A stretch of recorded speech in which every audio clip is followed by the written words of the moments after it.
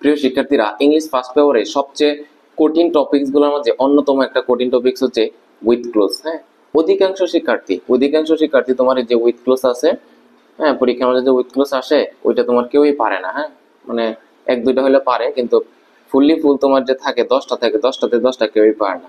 তো আমি তোমার ভাইয়া তোমাকে আজকে বলতেছি এমন টেকনিক তোমাকে আমি দিব ইনশাআল্লাহ, তুমি মানে 10টা যে আসবে 10টাতে মানে কমসে কম 8টা তুমি পারবাই।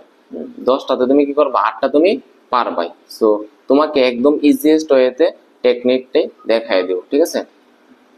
সো দেখো, উইথ ক্লোজ করার ক্ষেত্রে তোমাকে আমি যেটা বলি, আমাদের যে মেইন সমস্যাটা হচ্ছে আমাদের বেসিকটা আমাদের মানে উইক আর কি। বেসিকটা উইক থাকার কারণে আমরা উইথ ক্লোজটা ভালো করে করতে পারি না। আমাদেরকে উইথ ক্লোজ ভালো করার ক্ষেত্রে সেন্টেন্স প্যাটার্নটা ভালো করে বুঝতে হবে। ফর এক্সাম্পল দেখো, আমি তোমাকে যদি বলি, ধরো একটা আর্টিকেল আছে, কি আছে? আর্টিকেল তো চিনো। আর্টিকেল মানে কি? যে কোনো আর্টিকেল, এ এন অথবা কি দি, এরপরে যদি তোমার ড্যাশ থাকে, হ্যাঁ, এরপরে আরটা কি থাকে? ধরো একটা ওয়ার্ড বললাম, কথার কথা, আর্টিকেল এখানে একটা ওয়ার্ড দিলাম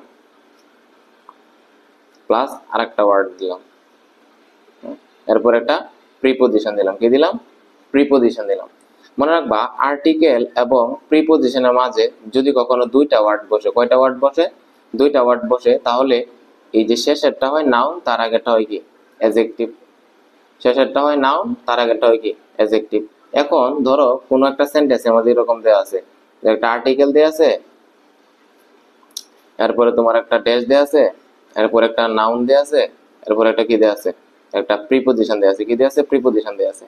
এখন তুমি বলো তো ভাইয়া, এই যে আর্টিকেল দেওয়া আছে, এরপরে প্রিপোজিশন দেওয়া আছে, প্রিপোজিশন আগে একটা নাউন দেওয়া আছে, তার মানে আর্টিকেল এবং প্রিপোজিশনের মধ্যে কয়টা ওয়ার্ড আছে? একটা নাউন তো অটোমেটিক্যালি এখানে আসছে, তার মানে এখানে আরেকটা ওয়ার্ড বসবে। তো আমরা জানি আর্টিকেল এবং প্রিপোজিশনের মধ্যে দুইটা ওয়ার্ড থাকলে শেষেরটা হয় নাউন, তার আগেরটা হয় কি? অ্যাডজেক্টিভ। তার মানে অবশ্যই আমি এখানে যে ড্যাশটার মধ্যে যে ওয়ার্ডটা বসাবো, অবশ্যই আমি এখানে কি বসাবো? অ্যাডজেক্টিভ বসাবো। আরেকটা জিনিস তোমরা সবাই জানো যে আর্টিকেল এবং প্রিপোজিশনের মাঝে যদি একটা ড্যাশ থাকে, ধরো আর্টিকেল আছে এবং প্রিপোজিশন আছে, এই দুইটার মাঝে যদি একটা ড্যাশ থাকে, তখন তোমার কিয়ামত পর্যন্ত সেটা নাউন হবে। কি হবে? নাউন হবে। তাহলে ভাই কি বলছে যে আর্টিকেল এবং প্রিপোজিশনের মাঝে একটা ড্যাশ থাকলে আমরা শিওর সেখানে কি হবে? নাউন হবে। কারণ আর্টিকেল এবং প্রিপোজিশনের মাঝে দুইটা ওয়ার্ড থাকে, তাহলে শেষেরটা হবে নাউন, তার আগেরটা হবে কি? অ্যাডজেক্টিভ। ঠিক আছে? সো এখন দেখো, আমি তোমাদেরকে যদি বলি, অনেক সময় এরকম পাবা যে প্রিপোজিশন আছে, রাইট ফর্মস অফ ভার্বের নিয়মগুলো তোমার এখানে কাজে লাগবে। হ্যাঁ, ধরো প্রিপোজিশন আছে, সো প্রিপোজিশনের ক্ষেত্রে আমরা কি জানি? প্রিপোজিশনের পরে কি হয়? ভার্ব প্লাস আইএনজি হয়। ধরো অফ আছে, এরপর একটা ড্যাশ আছে। ধরো থিঙ্ক হওয়ার কথা, আমি কি থিঙ্ক দিব নাকি থিঙ্কিং দিব? কি দিব? থিঙ্কিং। আমরা জানি যে প্রিপোজিশনের পরে কি হয়? Verb plus ING. সো এই যে কতগুলা বিষয়, যে প্রিপোজিশনের পরে ভার্ব প্লাস আইএনজি হয়, টুর পরে ভার্বের বিয়ন হয়, হ্যাঁ, অ্যাডজেক্টিভের পরে কি হয়? নরমালি নাউন হয়। আর্টিকেল এবং প্রিপোজিশনের মধ্যে একটা ওয়ার্ড থাকলে সেখানে নাউন হয়। আর্টিকেল এবং প্রিপোজিশনের মধ্যে দুইটা ওয়ার্ড থাকলে সেটা নাউন, তার আগে অ্যাডজেক্টিভ। কিংবা অনেক সময় দেখবা যে কি আছে? পসেসিভ গুলো আছে। হ্যাঁ, পসেসিভ গুলো আছে। পসেসিভ কোনগুলো? My, our, his, her, their, its. হ্যাঁ, এগুলো পসেসিভ অ্যাডজেক্টিভ। এগুলোর পরে কি হয়? নাউন হয়। এই বেসিক বিষয়গুলো তুমি যদি জানো, তোমার কাছে ভাই মানে এগুলা পানি লাগবে। হ্যাঁ, এগুলা পানির মতো মনে হইব যে উইথ ক্লোজ গুলো।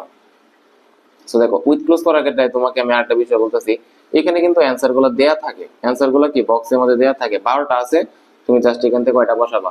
10টা তুমি বসাবা। তো দেখো, এর চেয়ে সহজ মানে কি হইতে পারে? ইংলিশের মতো মজার জিনিস আর কোনো কিছুই নাই। দেখো, উত্তর গুলা মানে এইখানে বক্সে দেয়া আছে, এখন তুমি জাস্ট একটু তোমার বিবেকটা খাটায়া, তোমার যে কনসায়েন্স যেটা আছে, তোমার যে কি বলে ব্রেইন যেটা আছে, সেটাকে তুমি ইউজ করে তুমি জাস্ট খালি এখানে সঠিক জায়গায় সঠিক আনসারটা বসাবো। সবগুলো আনসার কিন্তু এখানে কি আছে? দেয়া আছে। তো প্রথমে তুমি যেটা করবা, এখানে বক্সের মধ্যে যে ওয়ার্ড গুলা দেয়া আছে এগুলা একবার পড়ে নিবা। এখানে যে ওয়ার্ড গুলো আছে এই ওয়ার্ড গুলো একবার পড়ে নিবা, এরপরে কি করবা? প্যাসেজটা শুরু করবা। দেখো এখানে কি আছে? অল। হ্যাঁ, অল মানে কি? অল মানে হচ্ছে তোমার সব, তাই না? এরপরে যে রাইজ, রাইজ মানে বৃদ্ধি পাওয়া। ফলো মানে কি? অনুসরণ করা। কেয়ারফুল, সতর্ক। আনসার মানে কি? উত্তর দেওয়া। বিগিন, আরম্ভ হওয়া বা শুরু হওয়া। ইউজ মানে ব্যবহার বা ব্যবহার করা। ডিস্ট্রিবিউট, বন্টন করা। থ্রো মানে দ্বারা বা মধ্য দিয়ে, যেটাই বলো।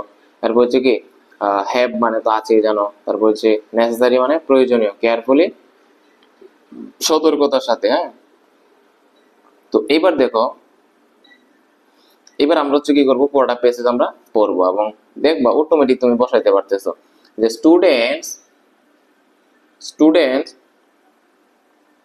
Students should be strategic. শিক্ষার্থীরা কি হবে? তারা কৌশলী হবে। কি হবে ভাইয়া? শিক্ষার্থীরা কি হবে? কৌশলী হবে। অ্যাবাউট দেয়ার এক্সামিনেশন, তাদের যে পরীক্ষা আছে এই পরীক্ষা সম্পর্কে তারা কি হবে? একটু কৌশলী হবে, স্ট্র্যাটেজিক হবে। It is dash for an examinee. Examinee মানে পরীক্ষার্থী, এক্সামিনি মানে কি? পরীক্ষার্থী। যে ইট ইজ, এই যে স্ট্র্যাটেজিক হবে, এটা হচ্ছে ড্যাশ ফর অ্যান এক্সামিনি, একটা পরীক্ষার্থীর জন্য কি বলতো? একটা স্ট্র্যাটেজিক হওয়াটা, হ্যাঁ, কৌশলী হওয়াটা একটা পরীক্ষার্থীর জন্য কি বলো? একটা পরীক্ষার্থীর জন্য প্রয়োজনীয়, দরকারি, গুরুত্বপূর্ণ। তো এরকম গুরুত্বপূর্ণ বা প্রয়োজনীয়, দরকারি এরকম অর্থে দিতাম। এখানে কি দেয়া আছে? অল মানে সব। Careful, follow, answer, begin, distribute, use, have, throw, carefully, necessary. দেখো এখান থেকে দরকারি অর্থ বা প্রয়োজনীয় অর্থ হচ্ছে কোনটা? নেসেসারি। তো অবশ্যই এখানে কি হবে? এখানে কি হবে? নেসেসারি হবে। It is necessary, it is necessary এটা হচ্ছে কি? দরকারি বা প্রয়োজনীয়। ফর অ্যান এক্সামিনি, একটা পরীক্ষার্থীর জন্য। টু সাম ইনস্ট্রাকশন, একটা একটা শিক্ষার্থীর জন্য কি করা? গুরুত্বপূর্ণ। কি গুরুত্বপূর্ণ? Two Shams instruction. ইনস্ট্রাকশন মানে কি? দিক নির্দেশনা। কতগুলো দিক নির্দেশনা থাকে, ওইগুলাকে মেনে চলা বা ওইগুলা অনুসরণ করা হচ্ছে কি? একটা পরীক্ষার্থীর জন্য দরকারি বা গুরুত্বপূর্ণ। তো ইনস্ট্রাকশন গুলা কি করা? অনুসরণ করা। অনুসরণ করা ইংলিশ কি বলতো? অনুসরণ করা ইংলিশ হচ্ছে কি? ফলো। তার মানে এখানে কি হবে ভাইয়া? বলো ভাইয়া কি হবে? ফলো হবে। হ্যাঁ, কি হবে? ফলো হবে। আর ফলোটাকে চেঞ্জ করা দরকার আছে বলতো? না, আমরা জানি টুর পরে কি হবে? ভার্বের বিয়ন্ড বা বেস ফ্রম, হয়, এটা একটা ইনফিনিটিভ হিসেবে কাজ করে। এরপর দেখো, he should go the whole question before he dash to write. বলতেছে যখনই সে প্রশ্নটা লেখা শুরু করবে, প্রশ্নটা হাতে পাওয়ার পরে যখন সে লেখা শুরু করবে, তখন আসলে তার একবার পুরোটা কোয়েশ্চন প্রথম থেকে শেষ পর্যন্ত একবার কি করা উচিত? তার একবার পড়ে নেওয়া উচিত। হ্যাঁ, সবটা পড়ে নেওয়া উচিত। অর্থটা বোঝার চেষ্টা করো। He should go dash the whole question, তার পুরোটা প্রশ্ন একবার পড়ে নেওয়া উচিত। Before he dash to write, যখন সে লেখা শুরু করবে, ওইটা লেখা শুরু করার আগে একবার প্রশ্নটা সবটা কি করবে? সে পড়ে দেখবে। অনেকেই আছে না, প্রশ্ন পাওয়ার সাথে সাথে সে লেখা শুরু করে, এক নাম থেকে একদম শুরু করে দেয়। এরকম না, আসলে একটা আদর্শ স্টুডেন্টের বা স্ট্র্যাটেজিক স্টুডেন্টের তার নিয়ম হচ্ছে, তার কাজ হচ্ছে, প্রধান কাজ হচ্ছে প্রথমে পড়াটা পেসেজ একবার পড়বে, পড়ার পরে তোমার কি করবে? পড়া কোয়েশ্চেন একবার পড়বে, পড়ার পরে তোমার সে তার সহজ অনুযায়ী, তার কমফোর্ট জোন থেকে সে লেখা শুরু করবে, এটা বিষয় না। তাহলে আমাকে বলো, he should go the dash the whole question. মনে রাখবা, গো থ্রু, হ্যাঁ, গো থ্রু হচ্ছে একটা গ্রুপ ভার্ব। হ্যাঁ, গ্রো থ্রু মানে হচ্ছে একটা গ্রুপ ভার্ব। হ্যাঁ, গ্রো থ্রু মানে যে পরে শেষ করা। গো থ্রু মানে কি? পরে শেষ করা। তাহলে আমাকে বলো, he should go dash the whole question, তার পুরোটা প্রশ্ন একবার কি করা উচিত? পরে শেষ করা উচিত। তাহলে পরে শেষ করা এরকম অর্থে আমরা কি জানি? Go through. এটা একটা গ্রুপ ভার্ব, এটা আগে থেকে তোমার জানা থাকা লাগবে। T H R O U G, T H R O U G. He should go through, তার শেষ করা উচিত, পরে শেষ করা উচিত। দ্য হোল কোয়েশ্চেন, পুরোটা প্রশ্ন একবার পরে শেষ করা উচিত। Before he dash to write, যখনই সে লিখতে যাবে, মানে লিখতে যাওয়া শুরু করার আগে তার পুরোটা প্রশ্ন একবার শেষ করা উচিত, পরে শেষ করা উচিত। তাহলে before he dash to write মানে লেখা শুরু করার আগে। মানে তো শুরু করা ইংলিশ কি বলতো? শুরু করা ইংলিশ কি দেখি তো, এখানে কি আছে? এই যে দেখো, বিগিন। বিগিন মানে কি? শুরু করা। তাহলে আমি এখানে বিগিন ওয়ার্ডটা বসাইলাম। কি বসাইলাম? বিগিন ওয়ার্ডটা বসাইলাম।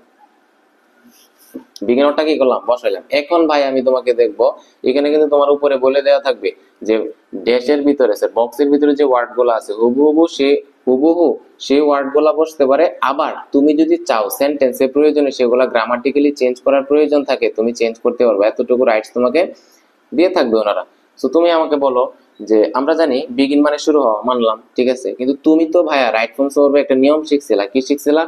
যে প্রেজেন্ট ইনডিফিনিট টেন্সে সাবজেক্ট যদি কি হয়? থার্ড পারসন সিঙ্গুলার হয়। থার্ড পারসন সিঙ্গুলার কোনগুলা? হি, সি, ইট, যে কোনো সিঙ্গুলার নাম। এগুলা থাকলে ভার্বের সাথে কি হয়? ভার্বের সাথে এস অথবা ইএস যুক্ত হয়। তাহলে আমারে বলো, হি তো থার্ড পারসন সিঙ্গুলার নাম্বার, তাহলে যে বিগিন যে আছে, বিগিন থাকবে নাকি এস বাই এস যুক্ত হবে? তাহলে হি বিগিন হবে নাকি বিগিনস হবে? অবশ্যই কি হবে? এখানে বিগিনস। এই যে তুমি গ্রামাটিক্যালি চেঞ্জ করলা, চেঞ্জ করতে পারবো তুমি, সমস্যা নেই।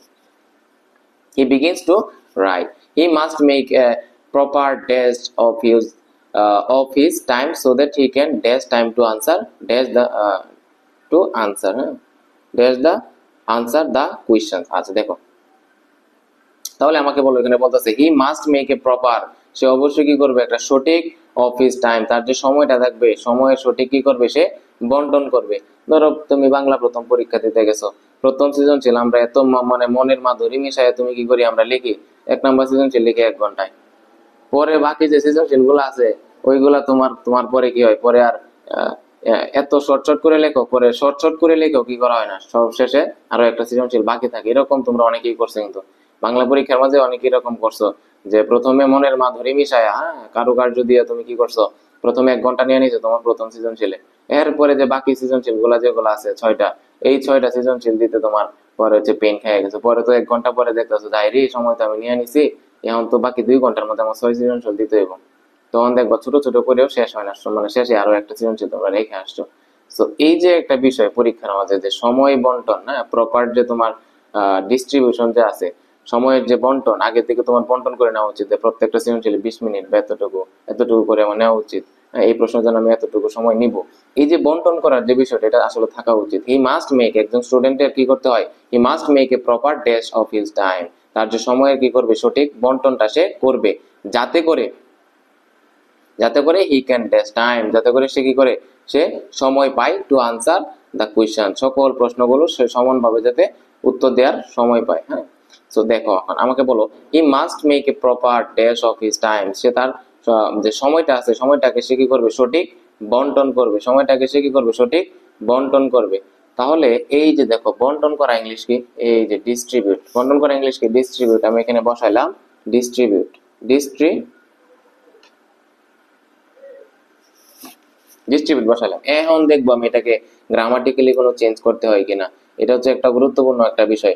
আমি একটু আগে তোমাকে বলছিলাম যে আর্টিকেল, এ মানে একটা আর্টিকেল, অফ মানে একটা কি, প্রিপোজিশন। আমি বলছিলাম ভাইয়া আর্টিকেল এবং প্রিপোজিশনের মাঝে যদি কখনো 2টা ওয়ার্ড বসে, এই যে প্রপার তো একটা ওয়ার্ড আছে, আবার এখানে ড্যাশ দিছে মানে ডিস্ট্রিবিউট ওয়ার্ডটা বসতেছে, তার মানে কয়টা ওয়ার্ড আছে এখানে, 2টা ওয়ার্ড আছে। আমি তোমাদেরকে ভাই একটু আগেই বলছিলাম যে আর্টিকেল এবং প্রিপোজিশনের মাঝে 2টা ওয়ার্ড থাকলে শেষের যে ওয়ার্ডটা আছে সেটা হয় নাউন, তার আগেরটা হয় কি, অ্যাডজেক্টিভ। এখানে প্রপার ওয়ার্ডটা হচ্ছে কি, অ্যাডজেক্টিভ, তার মানে এখানে যে ওয়ার্ডটা আমি বসাইবো অবশ্যই এটা সে কোন ফর্মে বসবে, অবশ্যই নাউন ফর্মে বসবে। আমারে বললো ভাইয়া তুমি ডিস্ট্রিবিউট মানে কি, বন্টন করা, এটা তো একটা ভার্ব, তুমি এখানে ভার্ব বসাইতে পারবা না, তাহলে নাউন বসাইতে হবে। এখন তুমি কি করবে, এটাকে ট্রান্সফর্ম করবা, নাউনে ট্রান্সফর্ম করে দিবা। যে ডিস্ট্রিবিউট মানে বন্টন করা, এটা নাউন ফর্ম কি, ডিস্ট্রিবিউশন মানে একটা নাউন ফর্ম, ডিস্ট্রিবিউশন বন্টন। ঠিক আছে, তাহলে ভাই বুঝে গেছে, এই যে এই কারণে হচ্ছে স্টুডেন্টরা বুঝে না। ঠিক আছে, আর্টিকেল এবং প্রিপোজিশনের মধ্যে 2টা ওয়ার্ড থাকলে শেষেরটা হয় নাউন, তার আগেরটা হয় অ্যাডজেক্টিভ। প্রপার তো অ্যাডজেক্টিভ, তার মানে এখানে যে ড্যাশের মধ্যে যে ওয়ার্ডটা বসবে অবশ্যই সেটা কি বসবে, নাউন হিসেবে বসবে। সো নাউন, ডিস্ট্রিবিউট তো ভার্ব, আমাকে বসাইতে হবে নাউন, সো ডিস্ট্রিবিউটের নাউন ফর্ম কি, distribution, proper distribution of his time, so that he can dash time to answer the question, যাতে করে সে কি হয়, সকল কোয়েশ্চেন সে উত্তর দেওয়ার সময় পায় বা সময় পেতে পারে, এরকম আর কি। হি ক্যান টাইম, সো পাওয়া অর্থে আমরা দেখো তো কি জানি, পাওয়া অর্থে নরমালি কি হয়, গেট হয়, কি হয়, গেট।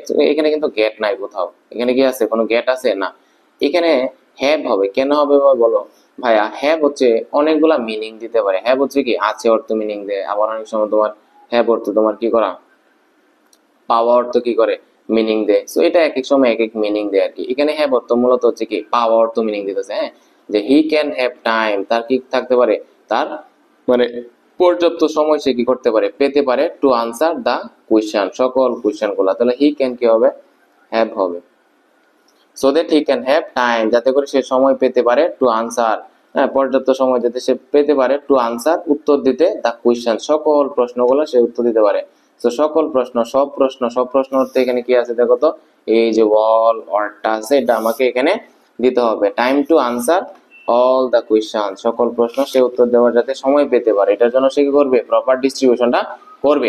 এরপরে দেখো he must write his answer dash, সে অবশ্যই তার যে আনসার গুলো আছে সেই আনসার গুলো সে কিভাবে দিবে বলতো, সে মানে সে কি অসতর্কতার সাথে দিবে নাকি সতর্কতার সাথে দিবে, অবশ্যই সতর্কতার সাথে দিবে। তাহলে অবশ্যই হি মাস্ট রাইট হিজ আনসার, অবশ্যই কি দিবে, সতর্কতার সাথে দিবে। সতর্কতার সাথে ইংলিশ কি, কেয়ারফুলি, আনসার কেয়ারফুলি, আনসার কি করবে, কেয়ারফুলি সে আনসার দিবে। এরপরে দেখো he should be dash about his hand writing, তাকে অবশ্যই তার যে হাতের লেখার দিকে তার কি হতে হবে, তাকে হাতের লেখার দিকে সতর্ক থাকতে হবে, হাতের লেখা দেখে কি থাকতে হবে, সতর্ক থাকতে হবে। So, সতর্ক থাকা অর্থে এখানে কি দেওয়া আছে, এই যে দেখো এখানে কি দেওয়া আছে, কেয়ারফুল মানে সতর্ক। অবশ্যই সেই হি শুড বি কেয়ারফুল, তাকে অবশ্যই কি থাকতে হবে, সতর্ক থাকতে হবে about his handwriting. He can dash double spacing if his handwriting is tiny or very untidy, তার যে লেখাটা এটা যদি খুব ছোট হয় কিংবা একটু অপরিষ্কার বা দেখতে ভালো দেখা যায় না এরকম যদি হয়, ছোট হয় বা দেখতে ভালো দেখা যায় না এরকম যদি হয়, তাহলে চাইলে সে কি করতে পারে, সে ডাবল স্পেস ব্যবহার করতে পারে। So, ব্যবহার করা ইংলিশ কি, ব্যবহার করা ইংলিশ কি, ইউজ। তাহলে তুমি কি দিবা, হি ক্যান ইউজ। ইউজটা ইউজ দিতে হবে, কারণ ক্যানটা হচ্ছে একটা মডেল অক্সিলারি, এরপরে ভার্বে বেস ফর্ম হয়। তাহলে he can use double spacing if his handwriting is tiny or very untiny. তাহলে দেখো এই যে পুরা যশোর বোর্ড 2023 সালে আসা যে উইথ ক্লোজটা একদম ভেঙে ভেঙে তোমাদেরকে বোঝাই দিলাম, ঠিক আছে। তো পরীক্ষায় তোমার যে উইথ ক্লোজে আসুক না, আমি সবগুলো প্র্যাকটিস করাই দেবো। হ্যাঁ, 23-এ সবগুলো, 24-এ সবগুলো অলরেডি দিয়ে দিচ্ছি, 23-এ সবগুলো প্র্যাকটিস করাবো। এভাবে তুমি যদি ভেঙে ভেঙে বুঝে যাইতে পারো, প্র্যাকটিস করতে পারো, ইনশাআল্লাহ তোমার উইথ ক্লোজে যে তোমার 5-এ 5 তুমি পাবা, কোনো পেনই নাই। হ্যাঁ, আবার উইদাউট ক্লোজ গুলো আমি পড়াই দেবো, সমস্যা নেই। সো জাস্ট খালি ভাইয়ের ভিডিও গুলো দেখো আর ভাইয়ের একটু জাস্ট সাপোর্ট দিও আর কি, তোমাদের কাছে তো এতটুকুই চাওয়া। হ্যাঁ, তুমি আমার চ্যানেলে নতুন হয়ে থাকলে ভাইয়াকে জাস্ট একটা সাবস্ক্রাইব করে দিয়ে যায়, ঠিক আছে। তো সবাই ভালো থাকো, সুস্থ থাকো, আল্লাহ হাফিজ।